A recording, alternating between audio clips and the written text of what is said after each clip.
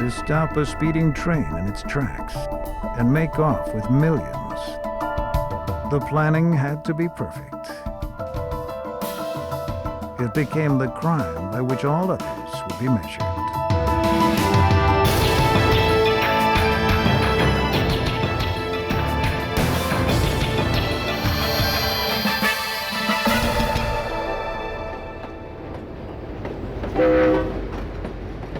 In the early morning hours of August 8, 1963, a Royal Mail train made its run from Glasgow to London.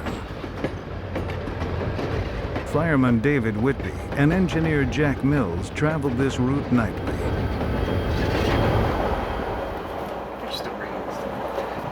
Postal workers routinely sorted and organized the mail during the run. Although it wasn't public knowledge, sometimes these trains also carried huge deposits from outlying banks. This particular consignment was especially large because of the August bank holiday. Security was light, and why not? Trains on this line had made this trip for years without incident. But a daring gang of thieves was about to change all that. The plan was ingenious. They chose a desolate stretch of track 2 hours outside London and cut all communication with the outside world. Stopping a train traveling at 70 miles an hour was their biggest challenge. Using battery power, they made the red light burn twice as bright as usual. Then the gang waited.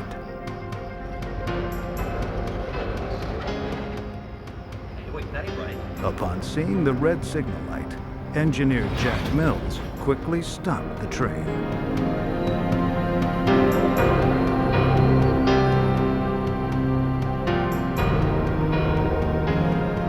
Mills sent his fireman David Whitby to the trackside telephone to find out what was going on.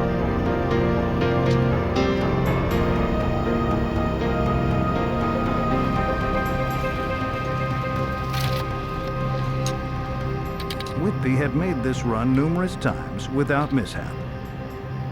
So even when he found the cut wires, he didn't immediately anticipate the danger that awaited him.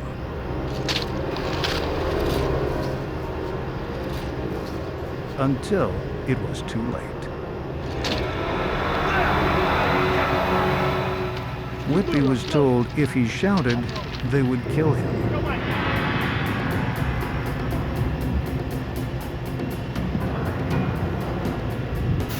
The thieves made certain engineer Mills would cooperate. Occasionally, the train did stop during its run, so none of the postal workers inside suspected anything. Put your hands up!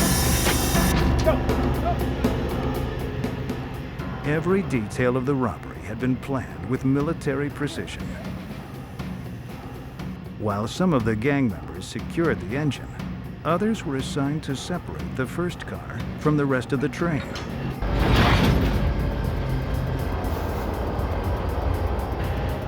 This was the high-value coach and contained what the thieves were looking for. A mile down the track, Mills was ordered to stop the train where the other gang members were waiting.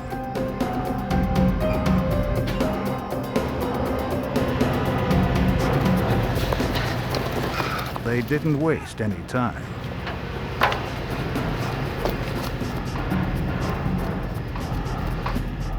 The postal workers inside were caught completely off guard.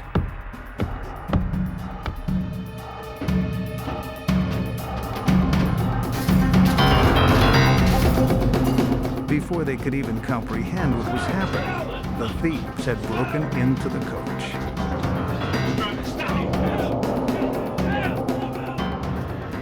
The gang then brought the postal workers forward to the engine compartment and handcuffed them along with Mills and Whitby, who were already secured.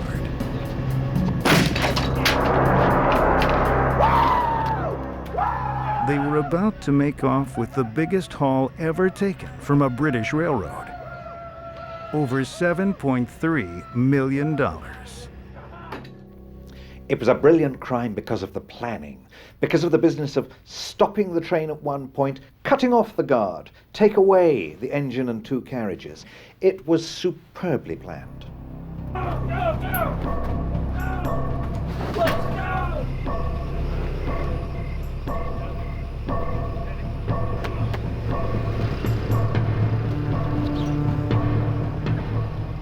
It took the thieves only 15 minutes to completely empty the contents of the high-value coach. 124 sacks filled with money en route from northern banks to their London counterparts. Then, the thieves drove off in Land Rovers painted like military vehicles, hoping that anyone who saw them would believe they were soldiers on nighttime maneuvers.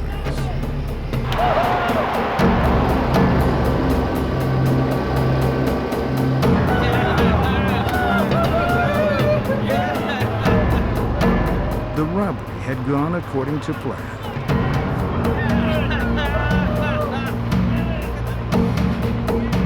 Now, their escape would have to be just as masterfully executed if they were to stay ahead of the law.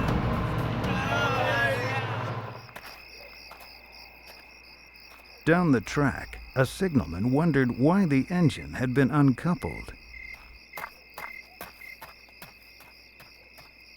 Running to the scene of the crime, he quickly got his answer. Engineer Mills immediately sent him to get help. The gang had planned the heist to take place in a remote location. The nearest farmhouse was over 30 minutes away by foot. The delay gave the gang time to escape. Now, they've got their VHF open, listening for police transmissions, and there's nothing, not a sign of anything. And they think, they've blanked it, they've put a silence on, and suddenly they hear the police come in, and they hear the wonderful message, You're not going to believe this, but they've stolen a train. "You'll never believe this, they've just stolen a train." A 30-minute head start was all they needed.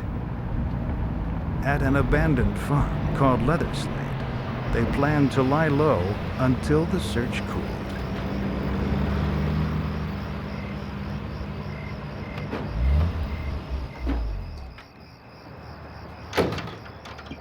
Racing against the dawn, they unloaded the money into the house and hid the Land Rovers in buildings out back. A professional robber, a professional thief, has three great rewards. There's the intellectual reward, planning, working out how to do it. They have minds and they like using them. There's the adrenaline rush of going in. Now we're doing it. Now we're breaking into somebody's property. Now we're going for it. And there's the gambler's thrill of what have we got? How much have we got? Now, for the train robbery, you have expert and brilliant planning. You have the excitement of a 50-minute drive through back lanes, waiting for the train. It's come, we're in, we've got it. And then when they get back, was there as much money as they hoped? £2.5 million in used notes, more than anybody's ever had before. They got the rewards. The gang consisted of experienced members from London's underworld, but even these cagey thieves were in awe of the amount they had taken. It took an entire day to count and divvy up the score. Each man would walk away with the hefty sum of £150,000, over $750,000 in today's dollars. One man, Ronald Biggs, could hardly believe his luck. He was a petty crook, but had managed to use his charm and charisma to make connections with more accomplished criminals. He had met Bruce Reynolds, the gang's ringleader, in prison. When Reynolds realized Biggs had a connection at the railroad, it was a match made in heaven. The English people and press couldn't believe it. Train robbery, that was Jesse James, that was America 100 years ago. This doesn't happen. And the amount, it was a sensation. The local police and Scotland Yard detectives immediately came to the scene of the crime. The police scoured the scene for clues, and they quickly ascertained that the bandits were no amateurs. They had not only succeeded in stopping the train, they had also vanished without a clue. At the train, the robbers made one mistake. They shouted to the postal workers, "Don't move for half an hour, we've got someone watching you." Now, the police had nothing to go on except this shout. And Superintendent MacArthur said, "Wait a minute, that may mean there's somewhere which is half an hour's distance away. Draw a radius of 30 miles round the bridge, and let's search every farm in that radius." Detective Jack Slipper, part of the team assigned to the case, remembers how that simple clue focused the initial search. Well, that became very important to us because the senior people at the yard, when they'd been called in, realised that they couldn't have got back to London in 20 minutes. Scotland Yard enlisted local law enforcement and the army to conduct the search of the surrounding countryside. Local citizens were stopped and asked if they had seen anything that evening.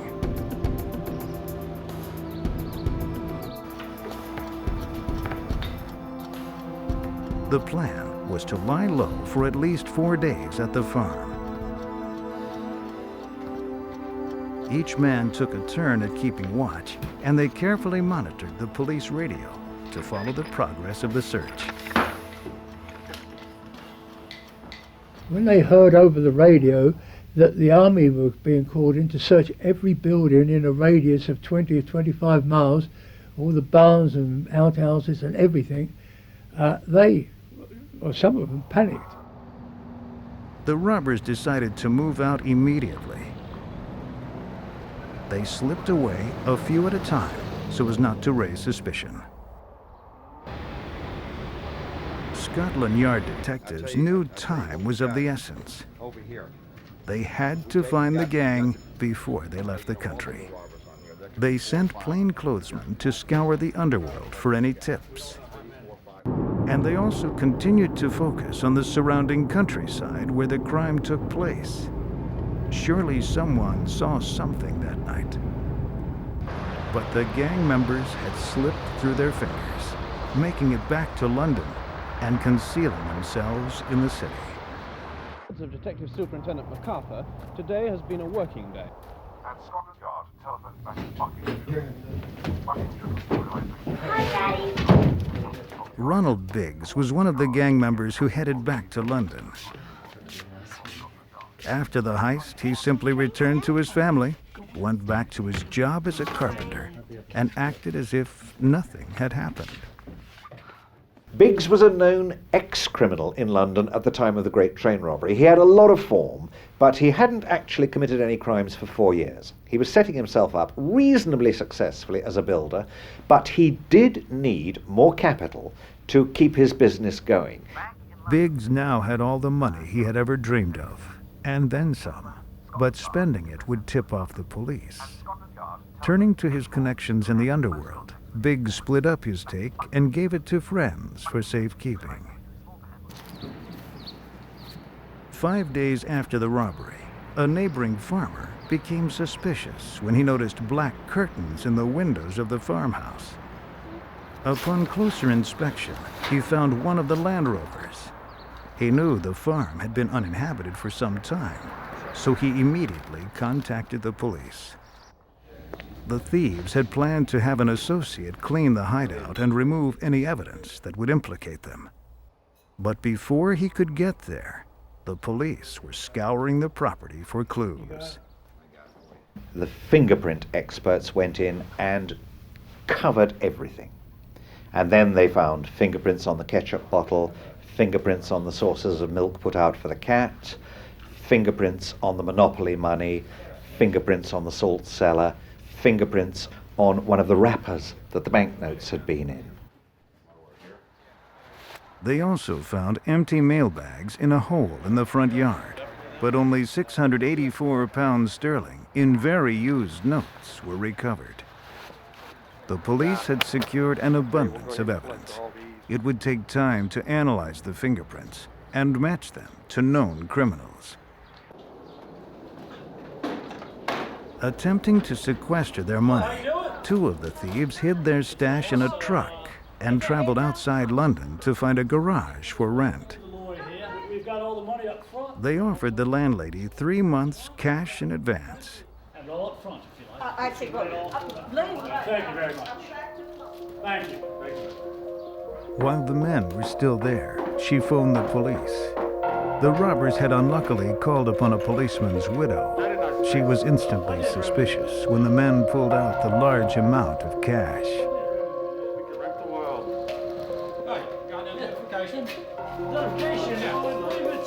When the police asked them for identification, the men fled.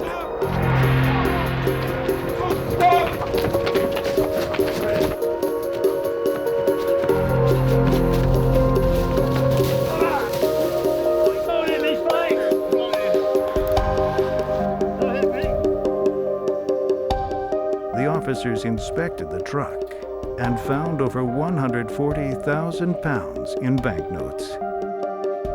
In London, Ronald Biggs kept his eye on the news, but it didn't faze him that their hideout had been discovered. He was confident that he had left nothing behind that could link him to the crime. At Scotland Yard, after weeks of poring over the evidence, detectives were narrowing their list of suspects. When they examined the fingerprints from the Leatherslade farm, they discovered that the prints matched several ex-cons in and around London. One of them was Ronald Biggs. Scotland Yard traced Ronald Biggs because he'd left a fingerprint on a ketchup bottle. They quickly descended upon his apartment, Just wait right here. but Biggs wasn't at home.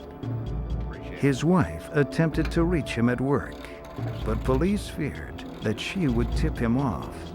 The wily Biggs had so far managed to elude Scotland Yard, but now they were about to catch up to him. When Ronald Biggs got home from work that evening, he was surprised to find Scotland Yard detectives waiting for him at his flat. With each day that had passed since the robbery, he had grown more confident that he was in the clear. The police tried to get Biggs to implicate other gang members, but he refused. However, the evidence collected at Leatherslade Farm was enough for police to arrest the majority of the gang members. Charles Wilson's fingerprints were found at the farm, and he was arrested. James Hussey's prints were also found, and he was brought up on charges for buying the getaway vehicles. Prints implicated Roy the Weasel James, and after a dramatic rooftop chase, he was arrested. John Wheater, a solicitor who had helped the gang find and use Leatherslade Farm, was arrested for conspiracy, as was Leonard Field, who had pretended to be interested in purchasing the farm. A German hotel bill found in one stash of confiscated money led to the arrest of Brian Field. 14 people were rounded up in the initial sweep, but police were only able to recover $300,000 of the £2.5 million stolen. Fingerprints on the Monopoly set implicated Bruce Reynolds, yet he proved to be one of the most difficult to arrest. The man who had masterfully planned the Great Train Robbery had also set up an elaborate escape. Using a false passport, he left England for France and vanished. England was captivated by the Great Train Robbery. For weeks, the arrests and the trials were all over the news. The gang had become media sensations, but when the sentences were handed down, people were stunned. I don't think most people were upset that the train robbers were caught. That was exciting. It kept the story going. We learnt more about it. What the English people were upset about were the sentences. 30-year sentences. This was more than you would get for rape and murder. And that really outraged a lot of people. Ronald Biggs was sentenced to 30 years, but that wasn't the end of his story. He wasn't about to spend the rest of his life in jail. We say it was the most audacious crime of the century, this train robbery. But also, involved in the train robbery sometime afterwards, was another audacious crime. And that was the most daring escape of all. After his conviction, Biggs was sent to Wandsworth Prison, where he was classified a special watch prisoner. 2 guards sat outside his cell at all times, but this did not deter his plan for escape. He had recruited a fellow inmate, Paul Seaborn, who was about to be released. Seaborn would use the train robbery money to make arrangements on the outside. Because Biggs was about to be transferred to a high-security prison, they would have to act quickly. The prisoners were randomly assigned to exercise periods in an effort to thwart any plans for escape.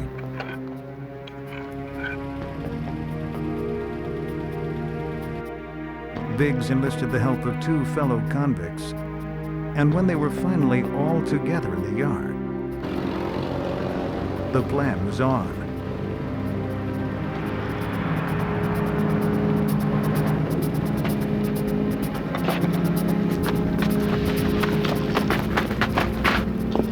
The prisoners were an effective decoy, allowing Biggs to make it over the wall. Like the robbery, the escape relied on shrewd planning and split-second timing. After only a year and a half in prison, Biggs was a free man again. Using proceeds from the robbery, he went to Paris and had plastic surgery. Under the cover of a new identity, Biggs disappeared. Only a few years later, Bruce Reynolds' luck ran out. 5 years after the robbery, Scotland Yard had finally snared the gang's ringleader. Now the focus was on Biggs.